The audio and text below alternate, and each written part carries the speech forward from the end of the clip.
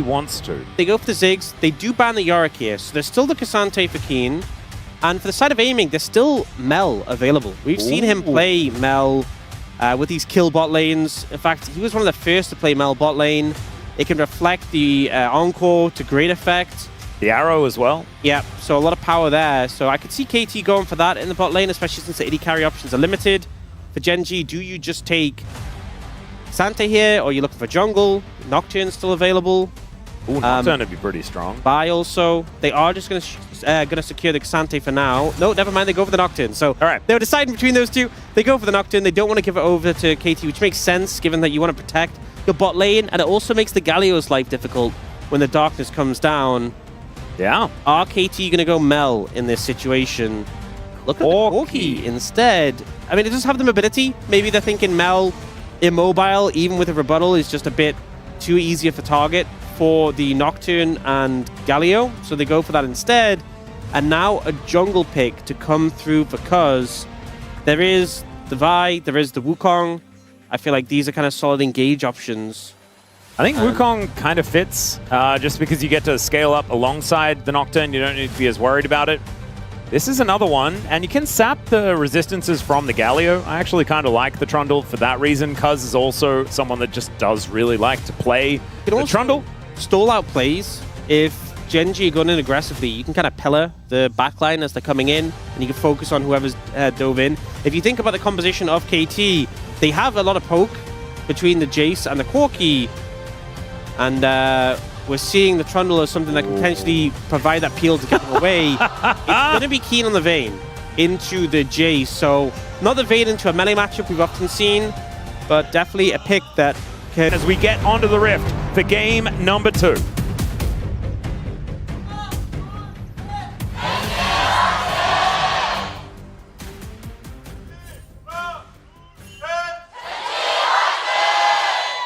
All right, as you can hear, Chijijik World Park is absolutely full to the brim here for our second series of the night.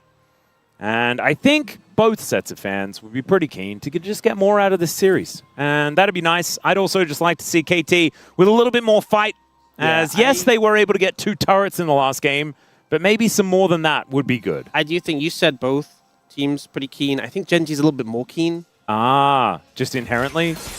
Yeah. Their top laner? He seems pretty keen. Yeah, he is pretty keen. He's been keen for a while. Okay, this is kind of the problem with this bot lane matchup is... Bad puns? Not specifically. But you're going to get poked out heavily, and the only real recourse is finding an engage. But there's some worrying things about the 2v2. So aiming's taking cleanse, which... a lot of value from that at level 6. But without the barrier... it means that when you go for those heavy trades, Genji are going to win even harder than they already were. You see aiming gets poked out there. That might be in a situation where he would have just popped barrier to soak the damage. You don't have that option. And on top of that, no ignite from effort lowers the kill pressure as well. So already they're on the back foot. I don't think this is going to change anytime soon. There's like a moderate amount of burst between these two, but you're not going to one-shot Ruler and Duro from full HP, and then they'll just run you down with the slows from the Ashe, with the flurry. This is not a fun time in this lane. Certainly not looking like it, as at least aiming is getting some value with his phosphorus spawn, but as we can see... that cannon. That's something at least. Yeah, there we go. The positives we're focusing. As Ruler is probably going to grab the first plate here on the very first crash, and that is going to put them ahead by a decent chunk here after the first few moments. Like, we're only level 2. And already, Genji are starting to really put the pressure on. Cuz is also pathing topside. So that is going to mean that the good times are not going to begin for quite some time. BDD, though, is going to be a source of power here. As Chovy, first Galio of the season, but we know that Chovy's Galio is notoriously massive win rate at the moment. Yeah, we do see him go the... oh, that is a tough loss streak. That is a spread of players. It really is. 7 out of 10 have played it and lost. Yeah. Everyone's still trying it and they're not working out. Oh dear. Effort. Didn't want to miss that one. Dura drops the beat, and Ruler able to do a lot of work here as Effort is going to try and go in, but it's Canyon that's moving down. The Trundle is coming up the lane, but Effort's going to have to flash, and the beat drop is still going to connect, even Dustbringer, and that's the cue to finish them off. Duro with first blood, and Cuz is just like, please, just wait a little bit longer. As he is going to be able to interrupt Canyon's back here, aiming with a bit of damage, has stuck around, but Canyon will survive as he just wanders on away. Yeah, doesn't flash, holds confident he can get the fear off and get away. So this lane, I expect to be pretty heavily favored towards the Cassiopeia. That was just not teleported. Pretty heavily favored to the Cassiopeia. And yes, BDD just teleported and lost all that health. That is... I thought that that was going to be like a play that would be made by Chovy while, like, you know, he hadn't teleported yet. But no. Okay, what happened here though, Orcs? It was a miss on the hook. Yeah, the Dreadslime missed, but even if it hit, aiming's low mana. I just don't think you can kill them, and if you aren't killing them, this is what happens. They run you down, you get a little bit of extra help from Canyon, and the execute damage from Duro on the Q. It's one of these lanes where you feel frustrated because you're playing a Nautilus, you want to engage, you want to find the angle. Sometimes there just isn't an angle. And as I said before, I think the Summoner spells didn't really help them out in this situation, so they have been put on the back foot here. I also want to mention Chovy's gone the Storm Raider's Surge, which did get buffed on this patch. More speed and a bit of extra duration. I think of all the champions, Galio can be pretty good at just dealing a burst of damage of someone's HP. And then utilizing the movement speed quite effectively. It will kind of depend how much damage he builds and how fed he gets. I'm certain he'll build Rocket Belt at some point. Yeah. Chovy. I imagine it might be item number 1. You can see he does have an Old Magic Mantle, but it's okay. That can be Merc Treads, and then he can build Dash Cannon. Yeah. I mean, it depends whether he wants to go more AP heavy or be a bit more bulky. We often see that the MR Sunfire item, I forget what it's called. Yeah, that thing. Yeah, first item on the Galio for wave clear and just that bit of resistances into some of the tougher matchups. For now, though, we see Canyon starting up the Dragon. Chovy getting pressured here. This is how I normally expect the lane to go. Yeah, exactly. This hook is going to connect as Cuz moving forward. Canyon, unperturbed, will just be staying on this Drake, but maybe he's going to lose it. There's the flash in, steals the Drake away, and now Canyon, that spell shield did nothing. He is just going to die. Aiming, delivered a kill, and KT, their first kill of the series, and it's early on in game number 2.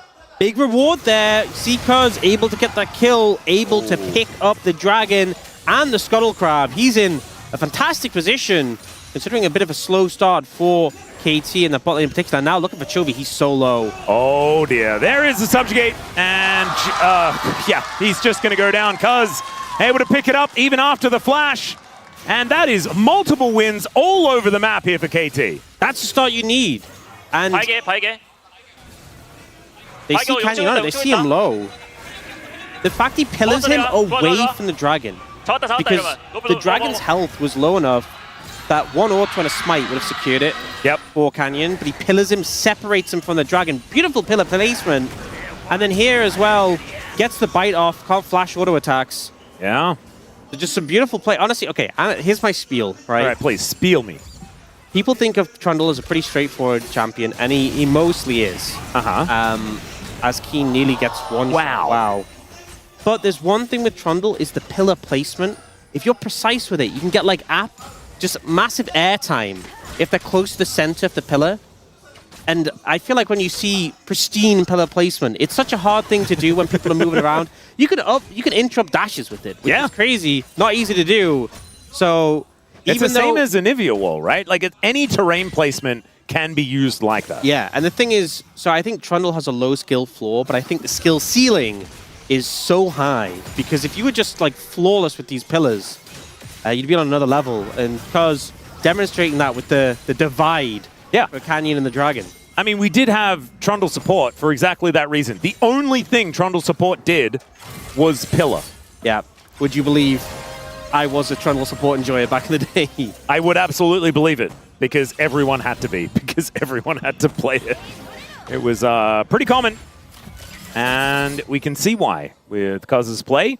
That is going to put KT in a very good position, almost 1,000 gold in the lead, but they're not out of the woods just yet. That's the problem with facing down this comp that Gen G have put together. They hit level 6s and things like this. They can overload side lanes in the blink of an eye. And so KT need to be so careful about where they decide to engage. And maybe just kill Chovy first before you go for it, as BDD is looking to do. Chovy got that one good trade.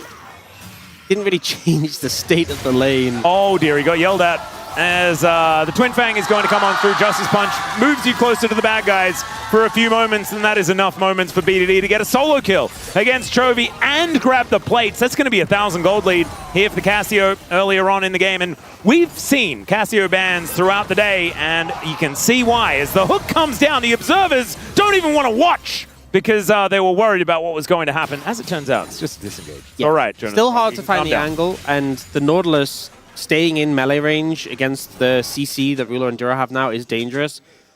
But this mid lane matchup, BDD getting the solo kill was beautifully played, but this was kind of my concerns with taking the Galio into the Cassiopeia. As soon as she gets the mana pool, she has the DPS to cut through even a bulky target like this. And so the pressure was always going to be there from BDD. That's no surprise. But the angle he catches with the ultimate, he waits for Chovy to push up to turn, gets the ultimate. As he's going for the Q, locked in the animation, and just finishes him off. Pretty well played. Beautifully done. Baits him with the minion wave. It's irresistible for Chovy. Honestly, he's found his weakness, and he is pressing.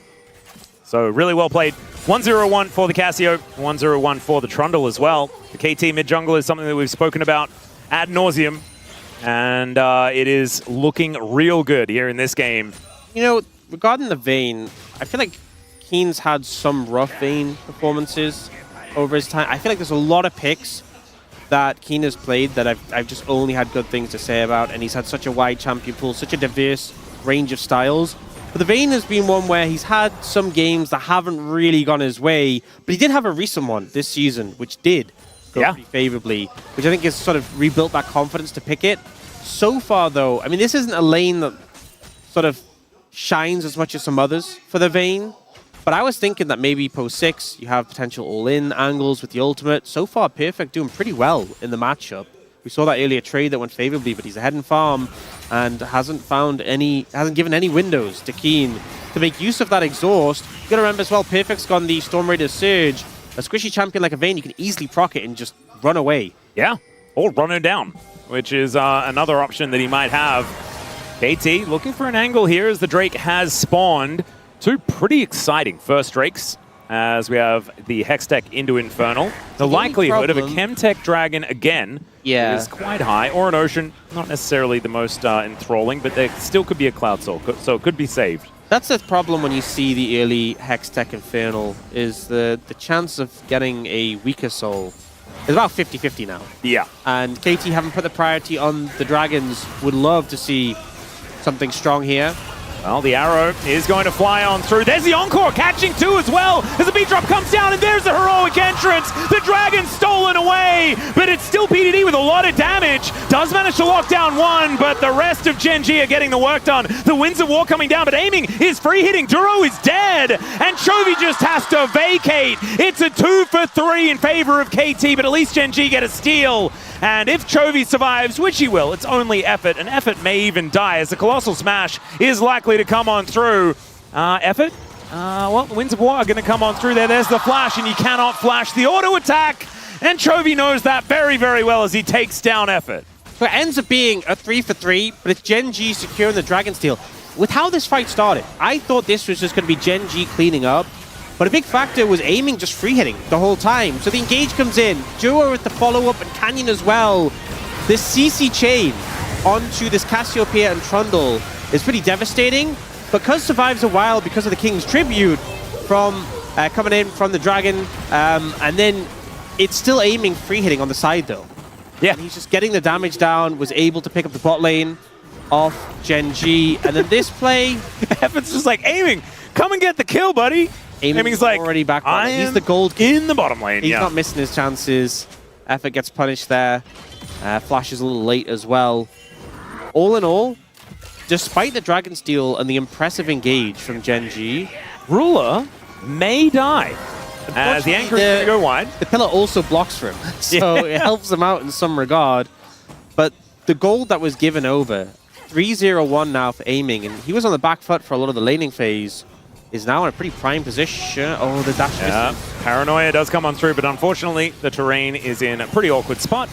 And BDD is going to be absolutely fine for now. The rest of the cavalry are showing up as Cuz gets in there and fire! What the heck? How did he get past the pillar? And the Petrifying Gaze lands as well onto the Nocturne. The Seraphine's just dead to a Corki as Keen is flashing in to see what he can get done here. But I have a feeling it's going to be a one-way flash as Cuz will be able to just lay the club down and take out the Vayne. And in the meantime, Perfect will take the first turret of the game. Perfectly happy with how this is panned out. He's getting a lot of gold. Oh, they might look for a ruler.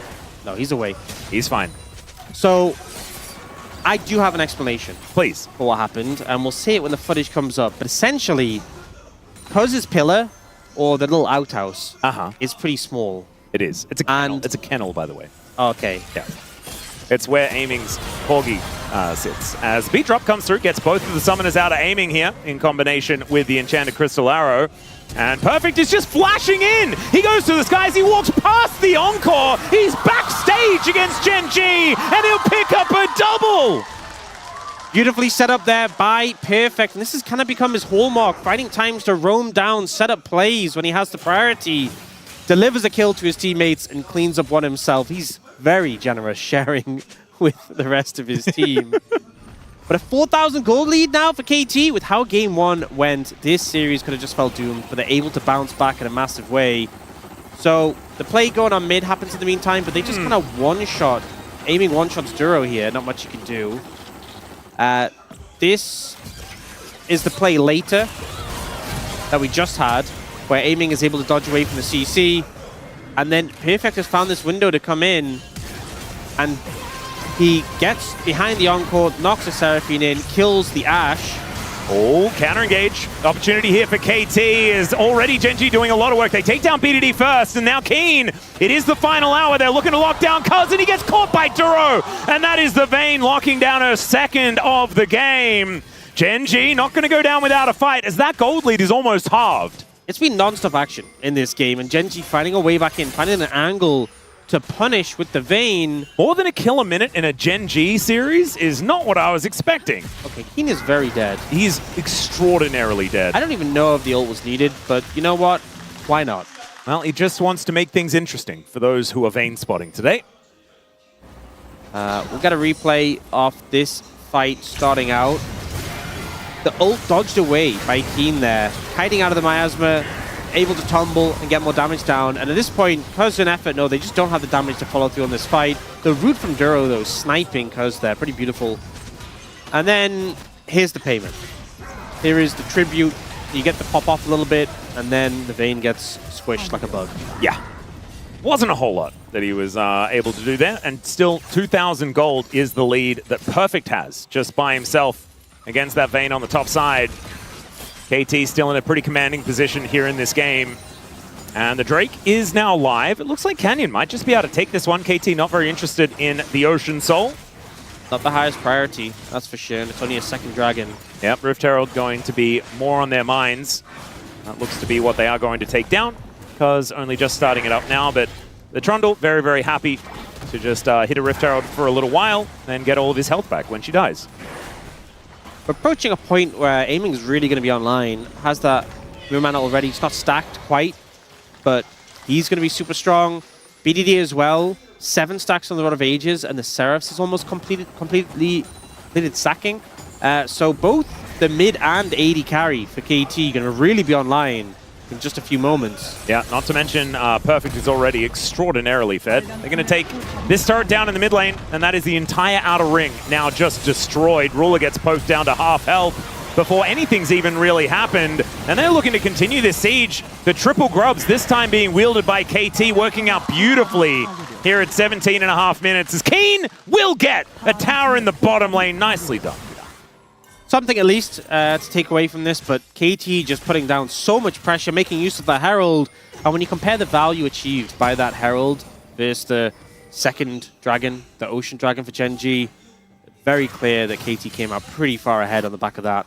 And I like the fact that KT gave something up and took something elsewhere instead, you know? We saw in game number 1, they were just looking to take fights wherever GenG were. This time around, looking to play it smart around the map. And it's a better look for them as BDD comes up towards the top lane to clear this one out. And will be able to do so. Does get the transformation on his Seraphs. Aiming, like you said, very, very close, like 30 stacks away from the Muir mana. And a little bit further away is perfect, but he'll get there pretty soon as well. As Keen, he will relentlessly push side lanes. That is what this Vayne is going to do. I just don't know whether it's going to be a better experience as this game goes on or not, as Perfect is very, very strong. Oh, he is. I feel like we have a lot of Jace games this season where it just hasn't really delivered, hasn't really popped off in a meaningful way. Now we're getting the Jace really coming out ahead. And you got to remember, GenG could have gone for the K'Sante. Or anything. I think they deemed it, they were like, look, are we going to lack damage if we go K'Sante with the Galio Nocturne? But now they just have a massive disadvantage in the top lane, which isn't much better than lacking damage, because yeah, you're just behind. All right, now, 2.5 minutes on the Dragon. We do have some milling about in this bottom side river. I don't think there's any reason to really fight for anything at the moment, as unless you just want to get some preemptive Banana Brush vision, which is what KT are going to do now. I mean, getting control, contesting camps, definitely worth doing. Ooh. Anchor from Effort, doesn't get on top of Canyon there. Holds onto the depth charge, though, for now. As Chovy is scanning for threats, and there are a lot in this game. As the Baron is now going to join us in 10 seconds' time as he swims on over. Arrow. Okay. Goes through the acceleration gate, kind of like getting a goal. Yeah. Doesn't get accelerated, though. No. But does just fly away. That would be a funny interaction if you could even, like, accelerate other things and even your opponent's things. Oh, if it wasn't limited to, like, the Jace queue? Yeah. Imagine how broken support Jace would be. Oh, it'd be so good, though. Oh, that'd be obscene. Trundle was a support just for one ability. Why can't Jace be a support just for one ability? I'm certain he could. The super mega fast Enchanted Crystal Arrow, as Duro is going to get yelled at, but actually manages to run away. Okay, survives. Scary situation with the Snake. And now, Duro's the one who wants to be setting up vision, getting the wards down. Going to be difficult for him to approach it. I mean, they bodyguard him. He gets a control ward down. But look at the DPS already on the Baron. They will pull away. They don't want to risk it. Canyon can very easily get into the pit. They get the teleport at this point. Teleport from Keen going to be used, so KT do get something from it as well, because he doesn't have the base teleport. He has exhaust. Oh yeah. So his TP is super long cooldown. Now just going to be moving back up towards the top lane, actually joining Chovy, which is an interesting one. Chovy is probably just going to go for a bit of a reset. Never mind, it's Chovy going for a reset. He's going to take the wave. And Canyon does complete his Stride Breaker, so 2 items are now done for the Nocturne. And GenG with a little bit of respite as KT went for a reset themselves. But still, a whole lot of vision for everyone on this Baron for now. And the gold lead has not really changed very much at all over the last 10 minutes, which I guess you could say is a good thing for GenG, as they're going to look to take some of this Crystalline Overgrowth down. And, oh, never mind. They're just going to destroy this inner turret. And now there's a teleport from Chovy to his death, possibly. He is relatively tanky and does have his dash cannon now. So at least that's going to help him survive. Keen finishes off this outer turret, but they lose an inner, so the trade is up for KT. Yeah, so GenG lent towards the top side of the map, got some vision down there, and got this turret, thinking that, hey, KT are going to take the Dragon. Not much we can do about it. We also already have 2, it's fine. But that resulted in a situation where KT just went, fine, we'll just take a tower too. We'll take an inner, and then move on to the Dragon. And the thing is, they're okay spending that much time on the bot side of the map because there's just not much risk of GenG starting up the Baron. Getting trapped in that pit would be an absolute death sentence. So, ends up being a trade of towers and KT pick up their second Dragon. Oh, Arrow going to connect here onto Perfect as he flashes away from Chovy. Not wanting to mess around at all with that one. I appreciate it, but it was a cute little play there from the Ashe. I think fishing with the Ashe Arrow, definitely a good way of getting back into the game.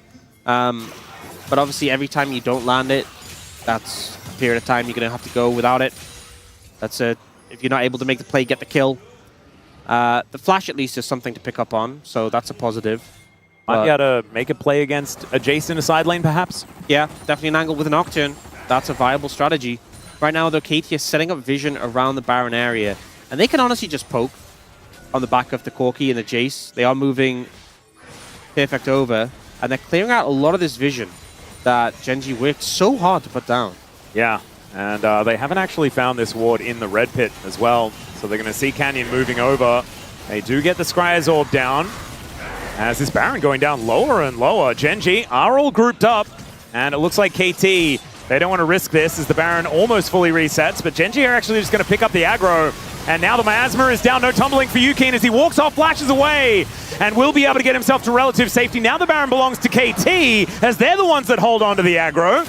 As the arrow back off cooldown, hits the Jace one more time. No flash on him, and he's taken out. Ruler going to grab that kill as they go 1-for-1, and the jungler is now dead. Cuz now just backing away. 4 versus 4 here, but without Perfect, I feel like KT lose so much of their firepower. They definitely do, but Gen.G without a jungler have to be really cautious. They don't give up too much space around the Baron. You can see Chovy, he's fishing here.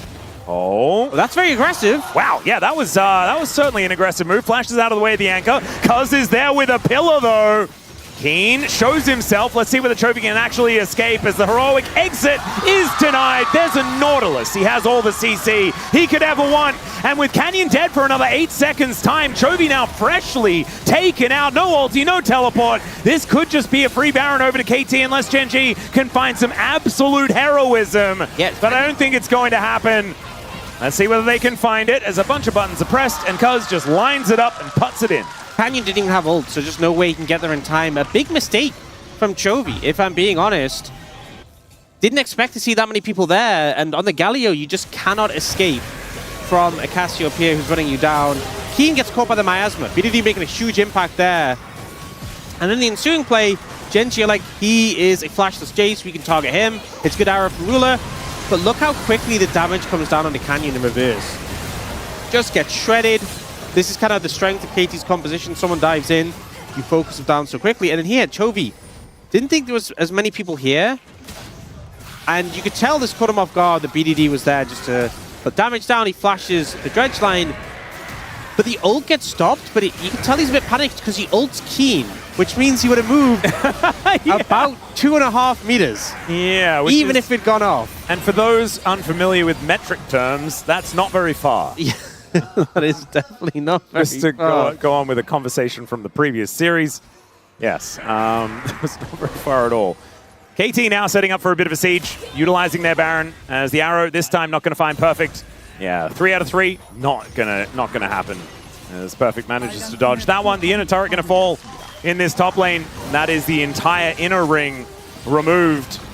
Gen.G, I mean, they are still pretty scary if they can land everything. We saw around that dragon fight in the very early game that Duro managed to hit that huge encore and really did turn the fight around. But it just feels like the damage is starting to lack. And KT in a really commanding position right now. It's also, a lot of the damage from Gen.G is auto-attackers. And it's so hard to auto-attack against a team with a Trundle, a Nautilus, a Cassiopeia. You know, you're walking up to get autos down. If you're in a miasma, good luck. Yeah. It's a bit of a dangerous game. As Gen.G will at least be able to defend their inhibitor turrets. Somewhat. I mean, 1 plate remaining on that top lane one. Chovy here to clear things out. And this is going to have to be a real hunkering down if Gen.G are going to get a victory here in this game. KT are in such a good position. Yeah. Dragon up soon. Still not sold for KT. So it's not the end of the world. That's something that I think really has favored Gen.G, is they got those 2 early dragons. And it is an Ocean Soul, so it's not a huge concern. If it was 4 dragons for KT, we could have seen Elder now. But they're actually looking to contest this. This feels risky. Yeah, Chovy is making his way down. If they get a heroic entrance play with Canyon, then maybe there's going to be an option here, as it's going to have to be soon by the looks of things, as the kennel does come on through. The rest of the follow-up from KT is not quite there. BDD slithers over now.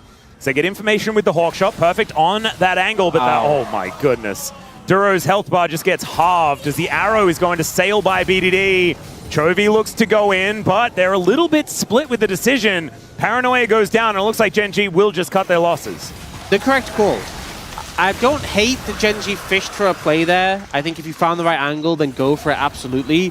But I am so glad that they were willing to drop the dragon. It's a 3rd dragon, it's an Ocean Soul. It's really not worth losing the game over. So they fish, they don't find a bite, and they just back away. It's a correct decision I would say, in this situation, and a decision that some of our teams really struggle to make. Yeah, in fact, it was a struggle for KT to make it in the previous game. They have since learned, and it has been to their betterment, as we can see with that 4.5k gold lead that they are representing right now. The other issue is that this composition feels pretty evergreen as the game goes on. Cassiopeia going to be doing so much damage. Zhonya's now in BDD's back pocket, not to mention that they're the team that have the engage support, which feels so much better when you're outside of the laning phase. Effort can just line up a target to take them down. I mean, one of the big issues is that KT have so many threats, so even if you connect some of these high-impact ultimates onto... Say, I mean, BDD's not even a good target because he has Zhonya's, but say you connect these high-impact ults onto Perfect, you know BDD and aiming are going to be right there, ready to just make you pay for it. And disengaging after getting a kill is so hard against the speed and slows of the Cassiopeia, the pillar for the Trundle. That's really what KT's composition is designed to do. If you dive in on these longer-range poke threats or the Cassiopeia, you will pay for it. You will pay in blood for taking out our squishy carries. And right now they're just trying to defend their inhibitor turrets, as that will be at least that wave taken away. Perfect not quite able to get autos down, but Keen trying to get some work done in a side lane. Does have that very long cooldown of the teleport back up and available, and is now taking some plates down. So that is something. Gen G just need to buy as much time as possible, and I don't think they're going to be saving this inhibitor turret. This inhibitor likely to fall down as well, as Keen still committing to the play. And he will be able to clear out this wave and look to finish off the inner turret before coming back home. They do take the inhibitor, though, as the answer. They get the inhibitor, but how much more can they really get? And also, how much more are Gen G going to play for Keen in the side lane? It looks like they're not going to try and stop recalls. To be fair, he was taking that tower pretty slowly. I don't think he could look for an end or anything. There's a lot of tools from Gen G to actually stop recalls, but I don't think they're going to find much there. That gold lead that Perfect had, though, has been cut down by a considerable margin. I mean, Keen's been getting a lot of farm in the side lane. That's something. Stormrazor is now done, so 3 items are complete for the Vayne. Feeling all right, but I am still feeling like KT are just kind of cruising at this point in time. I think there's some difficulties with Gen G approaching KT's composition when it comes to fights, but in terms of the gold advantage, it's only 4,000, and half of that is on Cuz. And I feel like the Trundle in these later fights, it's a lot more about the utility. Like, him having 3 items and being able to chomp people is nice, don't get me wrong, but I feel like the Trundle's value as like a bruiser has fallen off a little bit as the game has gone on. So, yeah, if there's a 2k gold lead on aiming, it would be... Yeah, how much gold did that pillar cost? Yeah. Not very much. Like, if you had that 2k lead on aiming, it could be a different story, but I think Gen G still in with a fighting chance here. Now, KT trying to set up a play. Yeah, another pillar does go down as Dura a little bit separated from his team, as both 80 carries now potentially in trouble as Effort looks for an engage angle. Oh, just barely misses. Even the dead turret, like if you had got in range of a depth charge. You know what? I'll say I would have flashed. Oh, Chovy actually able to get some Crystalline Overgrowth, and Ruler puts together his Infinity Edge as well. Collapsing on a Chovy. This is TP from the Jace. This is very dangerous as Chovy just trying to get rid of some of the vision here. He does have teleport. He does have flash, but he also has a dash cannon as the arrow is just going to get eaten by the Jace, and they catch the flanker while he's flanking. Oh, the arrow finds a gorgeous encore, and BDD just has to get out of there. The petrifying gaze scares no one, and now it's Keen going ballistic in the backline. BDD goes golden, but sees his death, and it's Chovy that puts him down with a colossal smash. And they can take a Baron, they can take some turrets, they might even look to end the game. This is what they've been waiting for. One mistake from KT and Gen G pounce. The Tiger finds its victims, and Gen G are looking to end the game. Oh my goodness, KT, the little hyena that was just scratching, you know? And then the Tiger just comes out and destroys them. I don't think Tigers and Hyenas really did very much interacting, but that is absolutely fine. That was more Lions. Never mind. The inhibitor going to be taken down here as Gen G are looking to continue this siege. Only aiming. I mean, he can deal with these waves relatively well, and Effort is now respawning, but these Nexus turrets are not long for the world. There are 280 carries. They should easily be able to win this game right here, and from the jaws of defeat, Gen G will snap away the 2-0. What a game end. You know, we